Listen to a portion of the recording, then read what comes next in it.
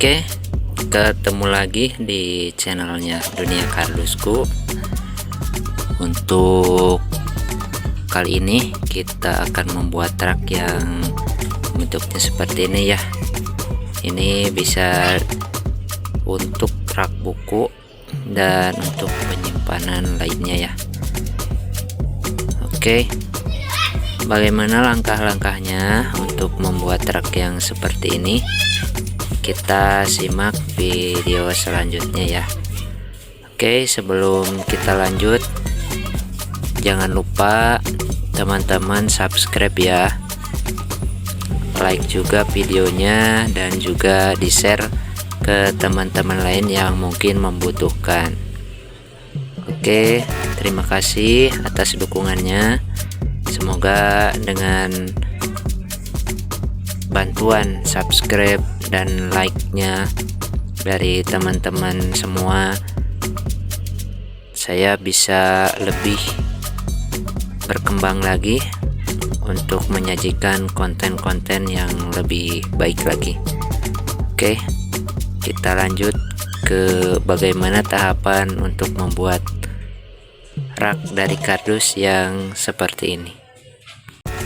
Potongan yang pertama yaitu panjang 30 cm dan lebarnya 24 cm. Kemudian yang kedua, ukuran panjang 30 cm dan lebarnya 5 cm. Potongan yang ketiga yaitu ukuran panjang 30 cm dan lebarnya 19 cm.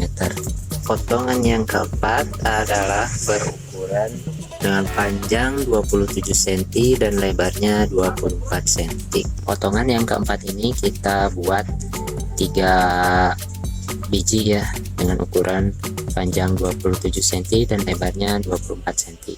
Kita buatnya 3 biji ya, 3 lembar. Oke, selanjutnya ini potongan yang kelima dengan ukuran panjangnya 19 cm dan lebarnya 12 cm. Ini kita buat 1 lembar.